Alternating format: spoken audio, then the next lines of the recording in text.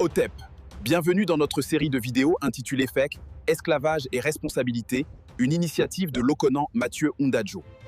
OTEP, je suis l'Okonan Mathieu Ondadjo, criminologue, spécialiste de la criminalité de l'esclavage transatlantique, auteur d'un mémoire de recherche académique en sciences criminelles sur la criminalité de l'esclavage transatlantique, reconnaissance et réparation.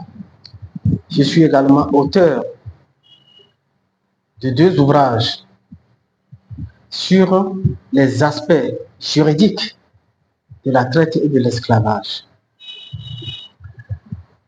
L'un s'intitule L'impunité de l'esclavage transatlantique, un risque colossal pour l'humanité. Cet ouvrage est de 367 pages.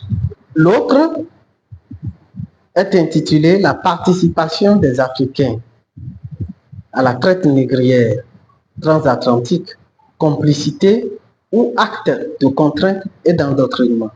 C'est de 138 pages. J'ai décidé de partager avec le public à travers une série de vidéos intitulées Esclavage et responsabilité. Quelques points très importants de mes travaux pour la restauration de la vérité historique concernant la traite et l'esclavage. Pour la manifestation de cette vérité historique, il est capital de procéder à des analyses juridico-historiques parce que le droit était au cœur du système esclavagiste. Dans un premier temps,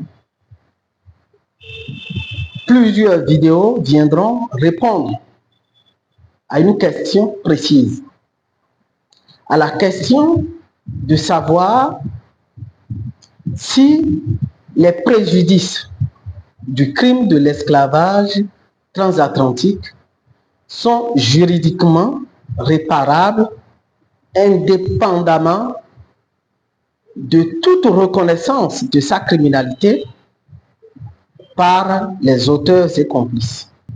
Je voudrais nous rappeler, dans un premier temps, qu'il ressort de mes recherches que ces préjudices sont juridiquement réparables et ne sont réparables que juridiquement. Pour répondre à la question, je vais commencer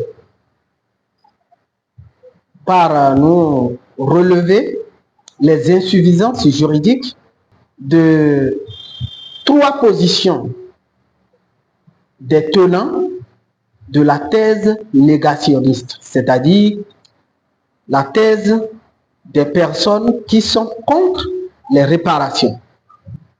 Il s'agira pour moi, à travers cette première vidéo, d'aborder la position des moralistes et celle des universalistes, 2 positions négationnistes, avant d'aborder dans la deuxième vidéo la position de l'État français, toujours une position négationniste. Les moralistes pensent que demander réparation des préjudices du crime de l'esclavage reviendrait à vouloir monnayer les souffrances incommensurables de nos ancêtres. On y voit une vérité indéniable. Aucune vie humaine n'est monnayable. Ce que les moralistes ont perdu de vue, c'est la fonction dissuasive et de la satisfaction morale des victimes de la politique criminelle. Raisonner à leur façon serait plaider pour une société ou toute infraction ayant entraîné une perte en vie humaine doit être impunie et ces préjudices irréparables parce qu'aucune vie humaine n'est monnayable. Une telle société disparaîtra certainement par l'inondation d'actes criminels. Il faut punir, il faut sanctionner, il faut réparer pour éviter la récidive, pour la sécurité publique, pour satisfaire moralement les victimes et pour notamment la sécurité de la communauté noire. Si, au nom de la morale, nous devons laisser impunis tous les crimes occidentaux contre la communauté noire, alors nous devons nous préparer à disparaître tôt ou tard. Aucune politique criminelle au monde ne considère la morale comme fondement juridique d'impunité des crimes. Nous avons par la suite les universalistes pour qui l'esclavage serait un fait social universel et donc il faudrait tolérer sa forme transatlantique. D'abord, comme l'a su insinuer un célèbre historien africain, Joseph Kizerbo, dans son ouvrage « À quand l'Afrique ?», rien objectivement ne nous autorise à affirmer que l'esclavage fut une pratique endogène de l'Afrique. Revenons à leur idée de tolérance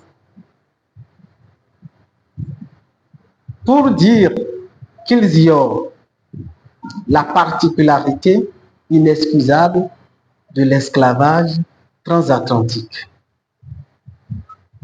Une particularité liée à son origine et à ses effets. L'esclavage transatlantique doit exclusivement sa naissance au racisme anti-noir d'un point de vue psychocriminologique et il a à son tour engendré le racisme anti-noir systématisé ou codifié. C'est pour cette raison que toute politique, toute tentative de lutte contre le racisme sous sa forme nouvelle, c'est-à-dire sa forme engendrée par l'esclavage transatlantique, échoue. Toutes ces politiques échouent parce qu'il faut aller à la source quand vous avez un problème. Il est impossible de laisser de côté la cause pour vouloir éradiquer les effets. D'où la nécessité de se pencher sur la question des réparations afin de porter un coup significatif au fléau du racisme anti-noir systématisé à travers le monde. Et pour comprendre le rôle de l'Église catholique dans le déclenchement de la traite et de l'esclavage transatlantique, je vous conseille la lecture de cet ouvrage du célèbre historien béninois Hassani Passassi, intitulé Le péché du pape contre l'Afrique. Je vous remercie.